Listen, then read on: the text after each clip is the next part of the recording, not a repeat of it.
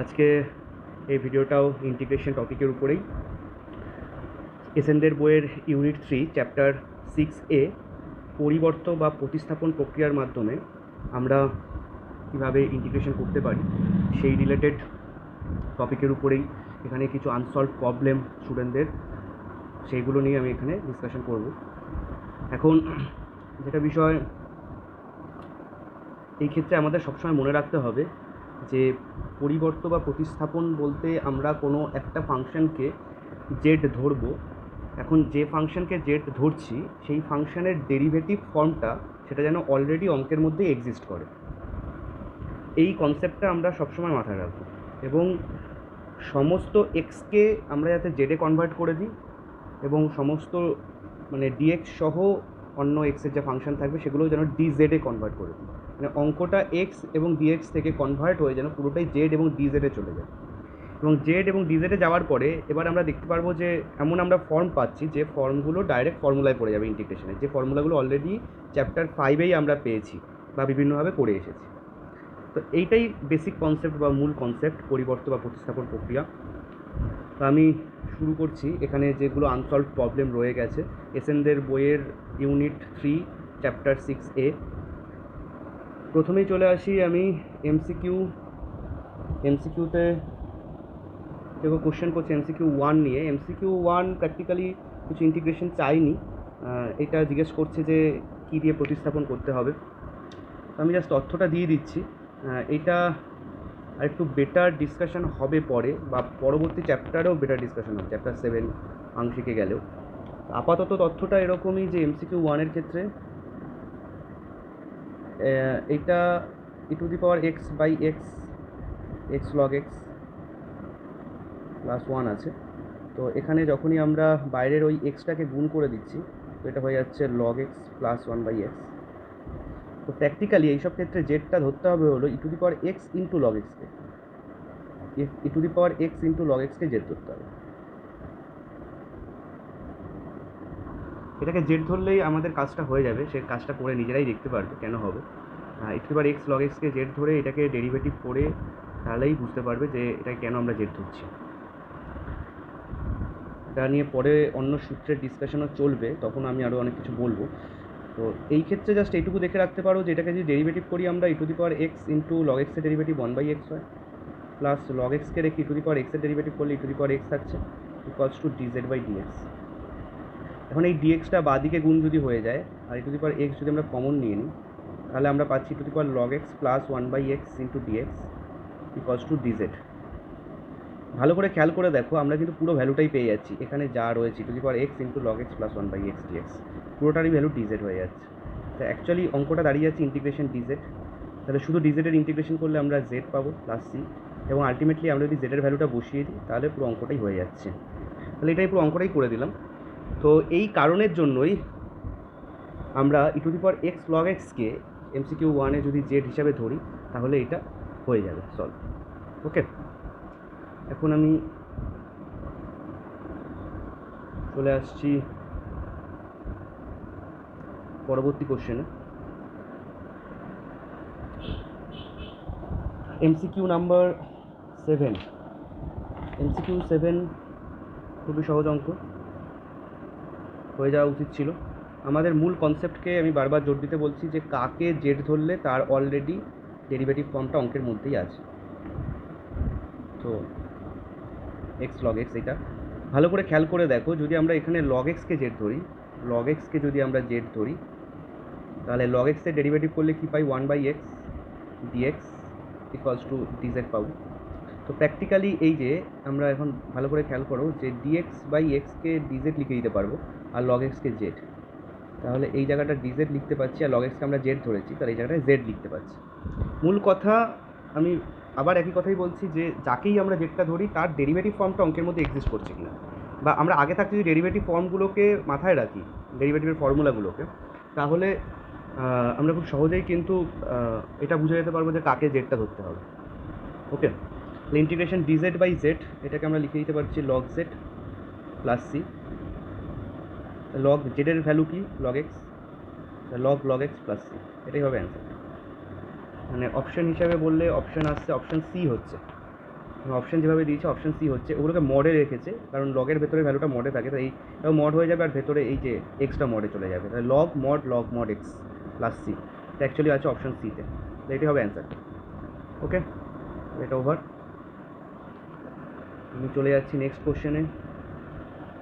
Next question অনুযায়ী আচ্ছা হলো কোশ্চেন নাম্বার 14। কোশ্চেন নাম্বার 14 এটা আছে হলো এরকম যে e to the power -1/x into 1/x² dx। আমরা যদি -1/xকে জেড ধরি, এটা একটু খেয়াল করবে, সাধারণত এর পাওয়ার বা বিভিন্ন অ্যাঙ্গেলের ভেতরে, যেমন সাইন, কস, ট্যান, এদের অ্যাঙ্গেলের ভেতরে অথবা লগের ভেতরে এরকম ধরনের জিনিসগুলোকে যদি আমরা জেড ধরি, তার ডেরিভেটিভ ফর্মটা অলরেডি অঙ্কে এক্সিস্ট করে, এটা আমাদের হেল্পফুল হয়। তাহলে পাওয়ার কারো অ্যাঙ্গেলের ভেতরে বা লগের ভেতরে এই জিনিসগুলোকে একটু অবজার্ভ করবে সবাই। তো এখানে দেখো এর পাওয়ারে -1/x আছে, তাহলে -1/xকে যদি আমরা জেড ধরি, তাহলে এটা ডেরিভেটিভ করলে আমরা কী পাচ্ছি? -1/x এর ডেরিভেটিভ করার জন্য আমরা এটাকে চাইলে -x⁻−1 লিখে দিতে পারি ইকুয়াল টু জেড। এবার কী হয়, ডেরিভেটিভ করলে মাইনাস যেটা পাওয়ারে -1 আছে সেটা সামনে চলে আসবে, তাহলে সামনে অলরেডি মাইনাস আছে তাই প্লাস হয়ে যাচ্ছে, আর এটার পাওয়ারটা -2 হয়ে যাচ্ছে, কারণ -1 অলরেডি ছিল, তার থেকে আরও 1 কমছে। আচ্ছা, আর ডান দিকে কী হচ্ছে, dz/dx। আচ্ছা, x⁻−2 মানে 1/x² লিখতে পাচ্ছি, আর ডান দিকে যে হরে dx আছে এটা ক্রস গুণ হয়ে যাচ্ছে এটার সাথে, তাহলে ইকুয়ালস টু হয়ে যাচ্ছে dz। তো প্র্যাকটিক্যালি বিষয়টা যেটা এসে দাঁড়াচ্ছে আমাদের, ভালো করে খেয়াল করো যে আমাদের এই কোশ্চেনটা হয়ে যাচ্ছে জেড এর মাথা যেটা, আর 1/x² dxটা হয়ে যাচ্ছে dz, কারণ আমরা এখানে তাই পেয়েছি। তাহলে অঙ্কটা এসে গেল কিন্তু e to the power z d z. E to the power জেডের ইন্টিগ্রেশন আমরা জানি চ্যাপ্টার 5 থেকে, তাহলে আমরা এটা লিখে দিতে পারছি e to the power z plus. Okay, এবং ফাইনালি আমরা কিন্তু জেডের ভ্যালুটা মনে করে বসিয়ে দেবো, এইটা যেন ভুল না হয়। তাহলে জেডের ভ্যালুটা কী হবে, ই টু দি পাওয়ার -1/x, কারণ আমরা এখানে জেডের ভ্যালু তাই ধরেছিলাম -1/xকে, e to the power -1/x plus c. Okay, তাহলে এটা ওভার। এবার আমি চলে যাচ্ছি অতি সংক্ষিপ্ততে, অতি সংক্ষিপ্ত 13। অতি সংক্ষিপ্ত 13তে চলে যাই। Sine of sine x sine cos x, sine x sine cos x, অতি সংক্ষিপ্ত 13।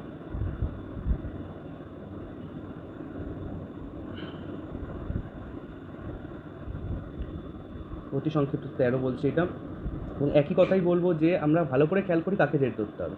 আমরা যদি কস এক্সকে জেড ধরি, কস এক্সকে জেড ধরলে ডেরিভেটিভ করলে কী হচ্ছে, -sin x, তার সঙ্গে একটা ডিএক্স আসছে, ডেরিভেটিভ করলে সবসময় একটা ডিএক্স আমরা লিখে দিতে পারি। অ্যাকচুয়ালি dz/dx হয়, ওই যে বাই ডিএক্স, সেই হরের ডিএক্সটা বা দিকে গুণ করে ডাইরেক্ট লিখতে পারি, তাহলে -sin x dx হচ্ছে। তাহলে শুধু sin x dx এর ভ্যালুটা কী দাঁড়াচ্ছে, sin x dx এর শুধু ভ্যালুটা দাঁড়াচ্ছে -dz। প্র্যাকটিক্যালি এই যে sin x dx, এই ভ্যালুটার জায়গায় আমরা লিখতে পারবো -dz, আর এই সাইন কস এক্স, এই কস এক্সের জায়গায় লিখতে পারবো জেড, তাহলে অঙ্কটা দাঁড়িয়ে যাবে কি sin z -dz।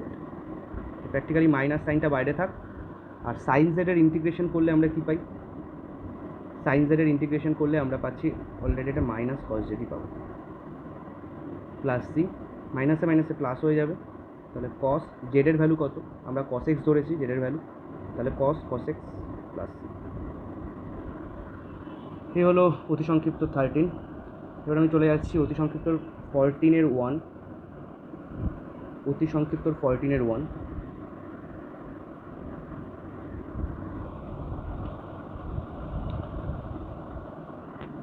Integration e to the power cot inverse x 1/1 + x² dx।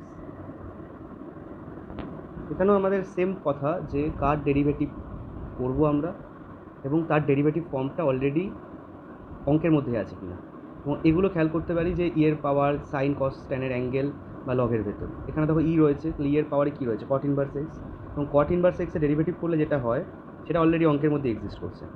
তাহলে আমরা কী করবো, খুব স্বাভাবিকভাবেই cot ইনভার্স এক্সকে জেড ধরবো, cot ইনভার্স এক্সকে যেই আমরা জেড ধরবো, তো এটা ডেরিভেটিভ করলে আমরা কী পাচ্ছি, -1/1 + x² = dz/dx।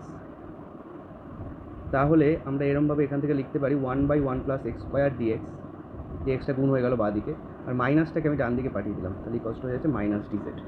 তাহলে আমি কোথায় কোথায় কী বসাতে পারছি ভালো করে খেয়াল করো, যে e to the power cot inverse x ওখানটায় বসাতে পারছি আমরা ই টু দি পাওয়ার জেড, আর এইটুকুর জায়গায় বসাতে পারছি আমরা মাইনাস ডিজেড।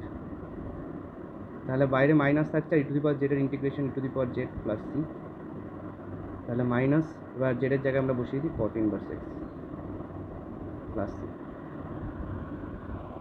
তাহলে হয়ে গেল 14-1। এবার আমি চলে আসি যে 19-1-2 এই দুটোতে।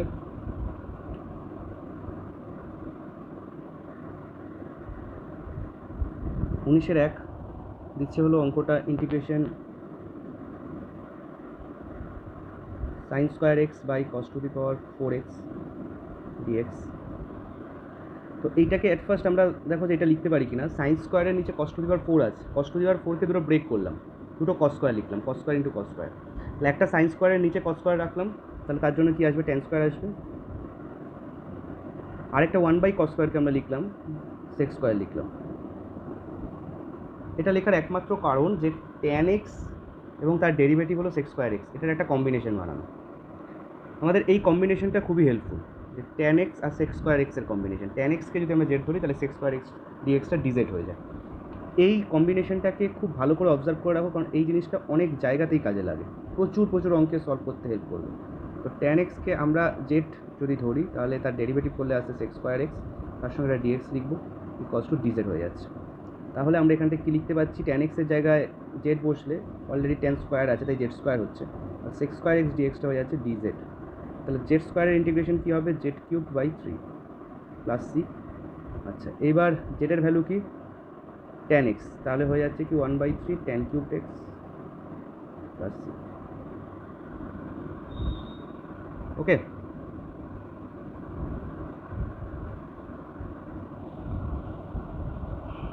কোনো অঙ্ককে যদি ফার্দার ভালো করে বুঝতে হয় আরও, প্রয়োজনে ভিডিওটা একটু পজ করে নিও, ভিডিওটা পজ করে নিয়ে আরও একবার ভালো করে দেখে নিও যে কী প্রসেসে অঙ্কটা হলো, অথবা ব্যাক করে নিয়ে তো দেখতে পারবে প্রয়োজন হলে আরেকবার।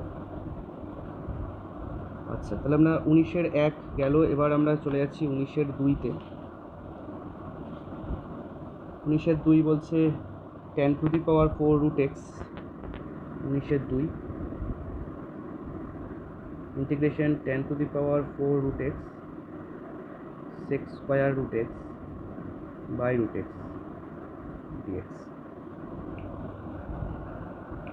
আমি এই যে বললাম যে ট্যান এক্স আর সেক স্কোয়ার এক্স একটা কম্বিনেশন সবসময়, সেটা এখানেও কাজে লাগবে, সেই কম্বিনেশনের কনসেপ্টটা আর কিছুই না। তবে একটা বিষয় কি, নিচে রুট এক্স আছে, এই রুট এক্সটা কেন আসছে এটা নিজেরাই ধরলে বুঝতে পারবে। এখানে আমরা ট্যান এক্সকে তো আর জেড ধরবো না, আমরা এখানে ট্যান রুট এক্সকে জেড ধরি। ট্যান রুট এক্সকে যদি জেড ধরি তাহলে কী হবে, ট্যান এক্সের ডেরিভেটিভ কী হবে, সেক স্কোয়ার হয়ে যাবে, তাহলে sec square root x into root এক্সের ডেরিভেটিভ করলে কী পাবো, রুট এক্সের ডেরিভেটিভ করলে খেয়াল করে দেখবে, কারণ x to the power half, আমরা রুট এক্সের ডেরিভেটিভ কেন করছি, কারণ চেন রুল তো, প্রথমে ট্যানের জন্য সেক স্কোয়ার হলো, সেক স্কোয়ার রুট এক্স হয়ে গেল। এবার কি রুট এক্স, ওখানে তো এক্স থাকার কথা ছিল কিন্তু আছে রুট এক্স, তাহলে চেন রুলের জন্য রুট এক্সকে ডেরিভেটিভ করবো। রুট এক্স মানে কি, x to the power half, তার ডেরিভেটিভ করলে কী হচ্ছে, হাফ আসবে একটা, x to the power half minus 1 মানে মাইনাস হাফ আসবে, equals to dz by dx. এইবারে ভালো করে খেয়াল করে দেখো কী কী দাঁড়াচ্ছে ব্যাপারটা, আমরা এটা লিখতে পাচ্ছি কিনা, যে sec square root x into d x, ডিএক্সটাকে আমরা বাদিকে গুণ করে দিয়েছি। আচ্ছা, x to the power minus হাফকে আমি লিখতে পারি নিচে রুট এক্স আকারে, কারণ 1/√x হয়ে যায়। X to the power minus half মানে কি, 1/x to the power half, আর x to the power half মানে রুট এক্স, সেই 1/√x হয়ে গেল, তাই এটা হরে চলে গেল। ডিএক্সটাকে আমরা বাদিকে গুণ করে দিয়েছি, আর বাদিকে অলরেডি যে 2টা রয়েছে সেই 2টাকে আমরা কী করছি, ডান দিকে গুণ করে দিচ্ছি ডিজেডের সাথে, কারণ বাদিকে একটা হাফ ছিল, সেই হাফের যে 2টা ডান দিকে 2 ডিজেড তৈরি করে দিচ্ছি। তাহলে এখানে এবার ভালো করে দেখো কোথায় কোথায় কী কী বসাতে পারছি আমরা। ট্যান রুট এক্সকেই আমরা জেড ধরেছি, তাহলে এটা হয়ে যাচ্ছে কি জেড টু দি পাওয়ার 4। আচ্ছা, আর sec square root x by root x d x, এইটায় চলে এসছে এই ভ্যালুটা, sec square root x d x by root x, এবার 2 ডিজেড চলে এসছে, তাহলে এটা হয়ে যাচ্ছে 2 ডিজেড। তাহলে 2 বাইরে গেল, জেড টু দি পাওয়ার 4 এর ইন্টিগ্রেশন কী হবে, z to the power 5/5 plus c. Okay, এবং জেডকে আমরা ধরেছি হলো ট্যান রুট এক্স, তাহলে অ্যান্সারটা কী হয়ে যাবে finally 2/5 tan to the power 5 root x plus c. Clear? এই হলো 19-2। আচ্ছা, এখন আমরা চলে আসি যে question number 24। Question number 24, integration x plus cot x into cot square x dx. তো এক্স প্লাস কট এক্স আমরা কট স্কোয়ার এক্সকে লিখতেই পারি কোসেক স্কোয়ার এক্স মাইনাস 1।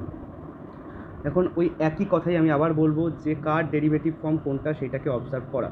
এখানে একটু ভালো করে খেয়াল করে দেখো যে এক্স প্লাস কট এক্সকে যদি আমরা জেড ধরি, এক্স প্লাস কট এক্সকে যদি আমরা জেড ধরি, তাহলে এক্সের ডেরিভেটিভ কী হয়? এক্সের ডেরিভেটিভ হয় 1, আর কট এক্সের ডেরিভেটিভ হয় minus cosec square x equal to কী হয়ে যাবে? D z by dx.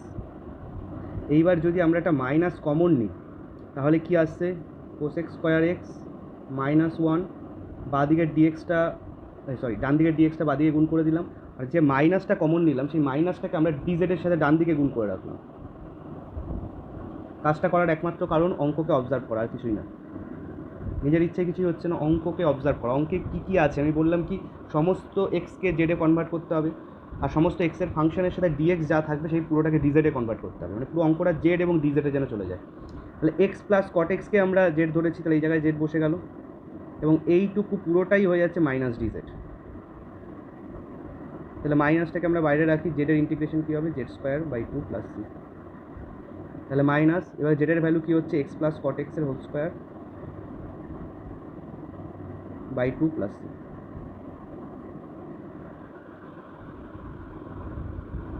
ওকে, এ হলো কোশ্চেন নাম্বার 24 গেল।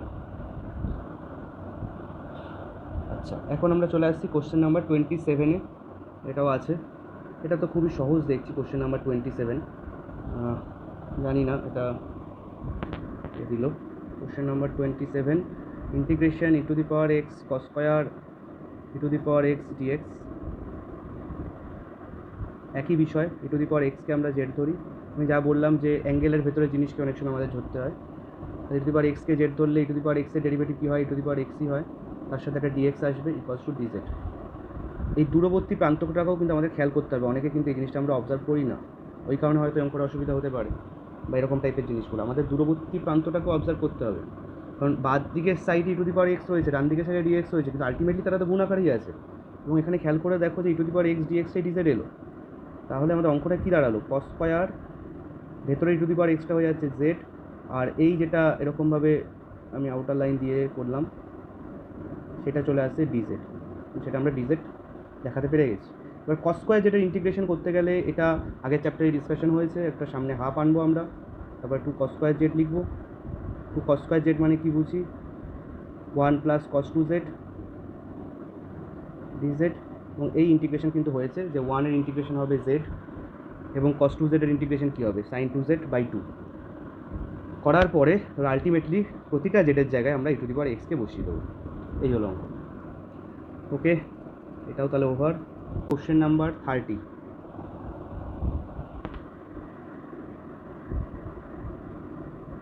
Integration cos x plus x sin x by x into x plus cos x dx. এই অঙ্কটা একটু স্পেশাল, এটা ঠিক। এই অঙ্কটাকে সলভ করতে গেলে একটু অন্যরকম বুদ্ধি কাজে লাগাতে হবে। উপরে যে cos x আছে তার সাথে আমরা একটা জোর করে x যোগ করলাম, কারণটা একটাই যে হরেও একটা x প্লাস cos x আছে। এরকম কাজ কিছু স্পেশাল অঙ্কে করতে হবে, পরবর্তীকালেও করতে হবে। তাহলে হরটাকে অবজার্ভ করলাম যে x প্লাস cos x একটা ফ্যাক্টর আছে, তাই জোর করে উপরে একটা x ইচ্ছা করে গুণ করে, ইচ্ছা করে একটা x যোগ করলাম। তাহলে একটা x যদি যোগ করি সেই এক্সটা আবার বিয়োগ হয়ে যাবে। তো সেইটা আমরা কি করছি? এই যে x sin x এর সঙ্গে রাখছি বিয়োগ করে, তাহলে কি হচ্ছে? x into x plus cos x। এবার ভালো করে খেয়াল করো কী হচ্ছে। এখন আমরা চাইলেই এইটা বাই এইটা করতে পারি, আবার এইটা বাই এটা করতে পারি। এটা আমরা চাইলে করতেই পারছি। তাহলে আমরা কি পাচ্ছি? x plus cos x-কে x plus cos x দিয়ে ডিভাইড করলে এখানে থাকছে শুধু 1/x dx হয়ে যাচ্ছে, প্লাস ভালো করে খেয়াল করো এখান থেকে একটা x কমন যায়, সেই x এটা x এর সাথে কেটে যাচ্ছে আবার। তাহলে কি থাকছে এখানে? উপরে থাকছে হলো, আচ্ছা উপর থেকে একটা মাইনাস কমনও নিয়ে নিই আমরা, মাইনাস কমন নিয়ে নিচ্ছি একটা তার সঙ্গে, তাহলে কি থাকছে x minus sine x, sorry ওখানে তো এক্স তো কমন চলে গেছে, ওকে এটা একটু ভুল হয়ে গেল, এটা মিনিট, আমি যে এক্স মাইনাসটা কমন নিচ্ছি, একটা কাজ করছি, এই দেখো এখান থেকে যে মাইনাসটা কমন যাচ্ছে সেই মাইনাসটা আমি এখানে লিখে রাখছি, আর এখান থেকে এক্স কমন গিয়ে সেই এক্সটা তো এটার সাথে কেটে গেল দেখালাম নিজের এক্সের সাথে, তাহলে উপরে থাকছে কি 1 মাইনাস সাইন এক্স আর নিচে থাকছে x plus cos x. X বেশ, এবার বাঁদিকে কী হয়ে যাচ্ছে 1/x-এর ইন্টিগ্রেশন করলে হয়ে যাচ্ছে লগ এক্স মাইনাস, এবার এইটা খুব একটা ইম্পর্টেন্ট কথা, এটা খুব ভালো করে মনে রাখবে, এটা নিশ্চিতভাবে আগের ভিডিওতেও বলেছি, যে হরের ডেরিভেটিভ যদি লবে থাকে, হরের ডেরিভেটিভ যদি লবে থাকে তাহলে লগ অফ হর অ্যান্সার লিখতে পারি। হরের ডেরিভেটিভ যদি লবে থাকে, এটা একটা জেনারেল ফর্মুলাও আছে, সেটাও এখানটায় লিখে দিচ্ছি। জেনারেল ফর্মুলাটা এরকম যে integration f dash x by f x dx, দেখো হরে আছে হলো এফ এক্স, তার ডেরিভেটিভ কত এফ ড্যাশ এক্স, এফ এক্সের ডেরিভেটিভ এফ ড্যাশ এক্স, তো হরের ডেরিভেটিভ লবে আছে, তাহলে এটার অ্যান্সার আমরা কী লিখবো, এটার অ্যান্সার আমরা লিখবো লগ অফ হর, log of f x plus c. ঠিক আছে, হরের ডেরিভেটিভ লবে থাকলে লগ অফ হর, হর এখানে আছে f x, log of f x plus c, এটাই হলো ফর্মুলাটা। তাহলে এখানেও আমাদের দেখো ভালো করে খেয়াল করো, এক্সের ডেরিভেটিভ 1, কস এক্সের ডেরিভেটিভ মাইনাস সাইন এক্স, এই অঙ্কটায় তো হরের ডেরিভেটিভ লবে আছে কিন্তু, তাহলে আমরা কী লিখতে পারি log of x plus cos x, log of হর হবে প্লাস সি। এখানে আর কিছু জেড না ধরেও আমরা এই জিনিসটা করে দিতে পারি, আর জেড ধরলেও আমরা কাকে জেড ধরবো, হরটাকে জেড ধরবো, এক্স প্লাস কস এক্সকে, তাহলে আলটিমেটলি ঘুরে ফিরে এই অ্যান্সারটি আসবে। তো হরের ডেরিভেটিভ যদি লবে থাকে তাহলে ডাইরেক্ট আমরা লগ অফ হর লিখে দেবো, ঠিক আছে, অথবা প্রয়োজন হলে হরকে জেড ধরেও অঙ্কটা করে একই জায়গায় পৌঁছাতে পারবো। তাহলে হয়ে গেল কোশ্চেন নাম্বার 30 সলভ। আচ্ছা, লাস্ট রিমান্ড রয়েছে question number 31। Question number 31, integration cos 2 cot inverse root over 1 minus x by 1 plus x dx। এই অঙ্কটা একটু অল্প লেংথি হবে, কারণটা হলো এখানে একটু স্পেশালভাবে ধরতে হবে, এখানে আমরা এক্সকে cos 2 থিটা ধরবো। এরকম ধরাটা একটু মনে রাখো, যে যদি এরকম হয় যে 1 মাইনাস এক্স এবং 1 প্লাস এক্স একসাথে আছে, তাহলে এক্সকে cos 2 থিটা ধরতে হবে। এরকম আরও কিছু ধরে নেওয়ার স্পেশাল ফরম্যাট রয়েছে, সেগুলো পরবর্তী পার্টে গিয়ে ডিসকাশন করবো। পরবর্তী পার্ট বলতে আমি বলছি সংক্ষিপ্ত বা দীর্ঘ, একটু বড় জায়গায় ডিসকাশন হবে সংক্ষিপ্ত শেষের দিকে। তো যাই হোক, এইটা জাস্ট একটু বলে দিই যে এক্স ইকুয়ালস টু যদি আমরা cos 2 থিটা ধরি, একটু স্পেশাল ধরা রয়েছে এই অঙ্কটায়, তাহলে এটা কি হয়ে যাচ্ছে খেয়াল করো, যে ডিএক্স ইকুয়ালস টু হয়ে যাবে কসের ডেরিভেটিভ সাইন হয় sin 2 থিটা, তাহলে হয়ে যাচ্ছে sin 2 থিটা আসবে, তারপর 2 থিটা আচ্ছা sin 2 থিটা নয়, শুধু minus sin 2 theta, minus sin 2 theta, তারপরে 2 থিটার ডেরিভেটিভ আসবে, মানে 2 ডি থিটা আসবে। তাহলে প্র্যাকটিক্যালি ডিএক্সের ভ্যালুটা এরকম দাঁড়াচ্ছে যে -2 sin theta D theta, -2 sin theta D theta. আচ্ছা, আর এখানটায় কী কী আসছে দেখা যাক, cos of 2 cot inverse। আচ্ছা, রুটের ভেতরে কী ঘটছে দেখো, আমি একেবারে একটু লিখছি 1 মাইনাস cos 2 থিটা, কারণ আমি কিন্তু এই এক্সের জায়গায় cos 2 থিটা বসাচ্ছি, তাহলে হচ্ছে 1 minus cos 2 theta. 1 minus cos 2 theta মানে কি 2 sin স্কোয়ার থিটা হয়, আর নিচে 1 প্লাস cos 2 থিটা, নিচেও একটা এক্স আছে, 1 প্লাস cos 2 থিটা মানে কি 2 cos স্কোয়ার থিটা হয়। এই কারণেই ধরাটা হলো কিন্তু, ইন্টু এই ডিএক্স কত পেয়েছি -2 sin theta D theta, -2 sin theta D theta. Clear? এখন আমরা চলে আসছি পরবর্তী লাইনে। এবার একটু ভালো করে খেয়াল করো যে এখানে 2 2 কাটছে, আর কি হচ্ছে sine square by cos square মানে ট্যান স্কোয়ার, সেটা রুটের এফেক্টের জন্য স্কোয়ারটা উঠে যাচ্ছে, তাহলে কি থাকছে অনলি ট্যান থিটা। তাহলে অঙ্কটা কেমন দাঁড়াচ্ছে, কস তার ভেতরে 2 কট ইনভার্স তার ভেতরে ট্যান থিটা ইন্টু হচ্ছে কি -2 সাইন থিটা ডি থিটা। আচ্ছা, এখন দেখো এই ট্যান থিটাকে আমরা ইচ্ছা করে কী লিখবো, যে ট্যান মানে কট π/2 মাইনাস থিটা, যাতে বাইরের কট ইনভার্সটাকে আমরা সরাতে পারি। 2 কট ইনভার্স আমরা ট্যান থিটাকে লিখছি কি কট π/2 মাইনাস থিটা। আমি সবকটা ফার্স্ট ব্র্যাকেট হিসেবে ইউজ করলাম, চাইলে আলাদা আলাদা ব্র্যাকেট সিস্টেম করতে পারো।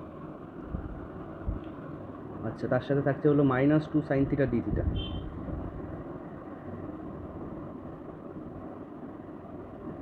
কারণ বিষয়টা হলো কট ইনভার্স এবং কটটা কিন্তু সরে যাবে, কট ইনভার্স এবং কট সরে যাবে। এই 2 যখন এই π/2 মাইনাস থিটা, π/2 মাইনাস থিটা এর সাথে গুণ হবে এই 2টা, তাহলে হয়ে যাচ্ছে কি 2 π/2 এর সাথে গুণ হলে পাই থাকছে, -2 থিটা থাকছে। ভালো করে খেয়াল করো, এই কট ইনভার্স আর কট সরে গেলে এই 2টা এই π/2 এর সাথে গুণ হচ্ছে, এই 2টা এই 2 থিটার সাথে গুণ হচ্ছে। তাহলে কসের ভেতরে কি থাকছে? অনলি পাই -2 থিটা থাকছে। ওকে, তাহলে আমি একেবারে লিখছি একটু সরিয়ে দিয়ে। তাহলে থাকছে হলো কসের ভেতরে পাই -2 থিটা থাকছে, আর বাইরে থাকছে -2 sin থিটা ডি থিটা। আচ্ছা, cos পাই -2 থিটা কী হয়?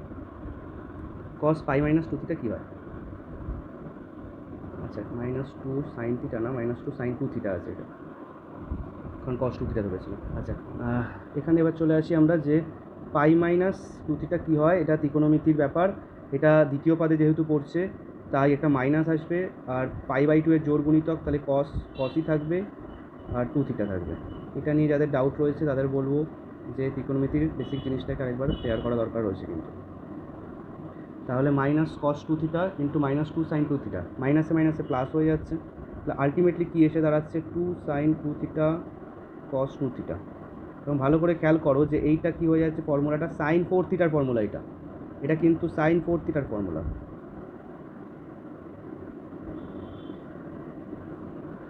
Two sin 2 theta cos 2 theta, এটা হয়ে যাচ্ছে sin 4 থিটা। তো sin 4 থিটার ইন্টিগ্রেশন করলে আমরা কী পাবো? -cos 4 theta by 4 plus c. And finally আমরা এই থিটার ভ্যালু বসিয়ে দেবো। আমরা কি ধরেছিলাম?